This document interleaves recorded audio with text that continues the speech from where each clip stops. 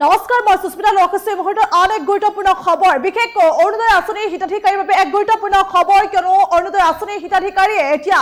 অৰুণোদয় আঁচনিৰ ধন লৈ মহাবিপদত পৰিছে কিয়নো মহাবিপদত পৰিছে আৰু এতিয়া 1250 টকা প্ৰতিমাহে লাভ কৰা যে 1250 টকা হেয়া আঁচনি ঘূৰাই দিব লাগিব আৰু এতিয়া মহাবিপদত পৰিছে অৰুণোদয় আঁচনিৰ হিতাধিকাৰী কিয়নো এতিয়া 1250 টকা ঘূৰাই দিব লাগিব অন্যথা 682 গৰাকী আচলতে অৰুণোদয় আঁচনিৰ হিতাধিকাৰীৰ নাম আজি ৰাজহুৱা কৰিব নাম ঠিকনা সকলো ৰাজহুৱা কৰিব চৰকাৰে আৰু ইতিমধ্যে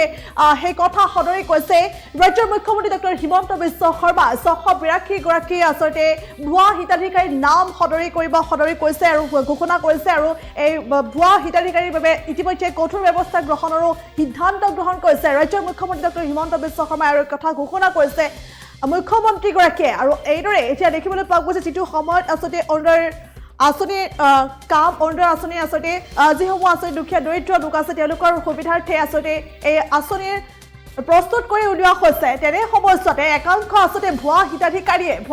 যিসকলৰ আচলতে চৰকাৰী চাকৰি আছে তেওঁলোকে কিন্তু নিয়মীয়াভাৱে এই অৰুণোদয় আঁচনিৰ ধন লাভ কৰিছে আৰু ইতিমধ্যে চৰকাৰ দৃষ্টিগোচৰ হৈছে গতিকে সেই কথা এতিয়া ঘোষণা কৰিছে আৰু অতি ক্ষোভিত হৈ পৰিছে মুখ্যমন্ত্ৰীগৰাকী আৰু ইতিমধ্যে দীঘলীয়া তালিকা প্ৰস্তুত কৰি উলিওৱা হৈছে আৰু এইদৰে এতিয়া যিসকল আচলতে অৰুণোদয়ৰ সুবিধা লৈ ধন লাভ কৰি আছিল সেইসকল চৰকাৰী কৰ্মচাৰী এতিয়া মহাবিপদত পৰিছে অৰ্থাৎ চৰকাৰী চাকৰি থকাৰ পাছতো যিসকলে আচলতে অৰুণোদয়ৰ ধন লৈ আছিল তেওঁলোক মহাবিপদত পৰিছে হয়তো চৰকাৰী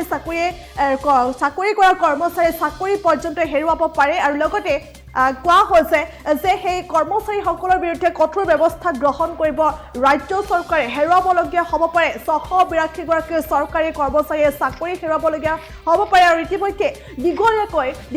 ইতিমধ্যে তালিকা প্ৰস্তুত কৰি উলিওৱা হৈছে হিমন্ত চৰকাৰে দীঘলীয়াকৈ তালিকা প্ৰস্তুত কৰি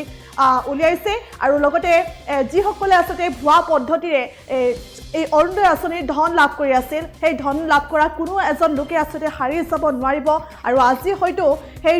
দীঘলীয়া তালিকা হয়তো ৰাজহুৱা কৰাৰো সম্ভাৱনা আছে আজি হয়তো ৰাজহুৱা কৰি দিবও পাৰে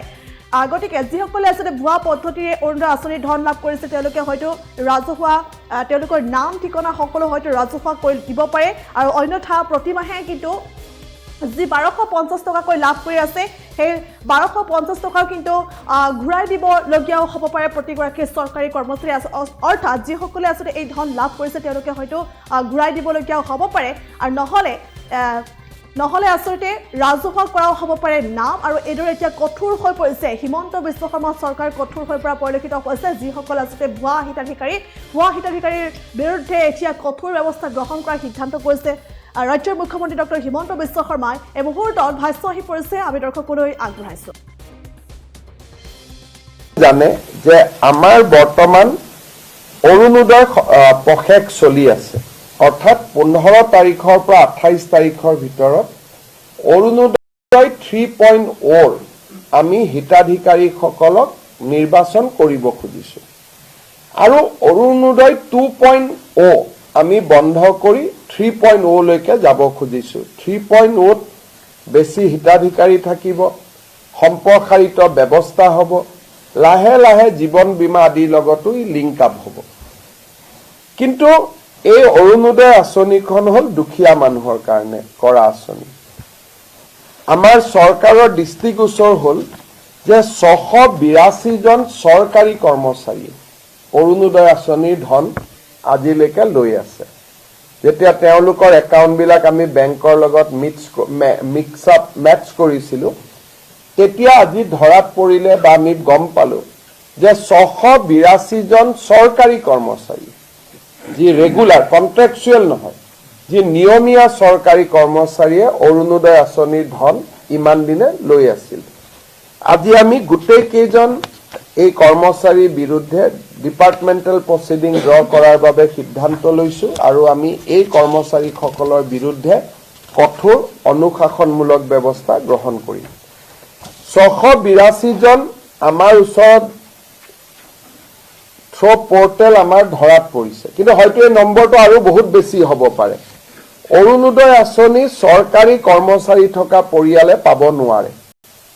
সেইকাৰণে কোনোবা যদি কৰ্মচাৰী এতিয়াও এনেকৈ টকা পইচা লৈ আছে মই তেওঁলোকক যাতে ডিপাৰ্টমেণ্টেল প্ৰচিডিঙৰ আওতাত আহিব নালাগে ভলেণ্টিয়াৰী তেওঁলোকক নিজৰ নাম অৰুণোদয় আঁচনিৰ পৰা আঁতৰাই দিবৰ বাবে মই অনুৰোধ কৰিম আৰু এই 682 জন কৰ্মচাৰীৰ বিৰুদ্ধে আমি কঠোৰ অনুশাসনমূলক ব্যৱস্থা আমি গ্ৰহণ কৰিম আমি চৌকছ কৰিবৰ কাৰণে ডিপাৰ্টমেণ্টক অৰ্ডাৰ দিছোঁ আৰু যদি আপোনালোক কোনোবাই ডিটেইল বিচাৰে 682 জনৰ নাম ঠিকনানো কি যদি জানিব খোজে আমি নাম ঠিকনাখিনিও গুৱাহাটীত আমি ৰিলিজ কৰি দিব পাৰিম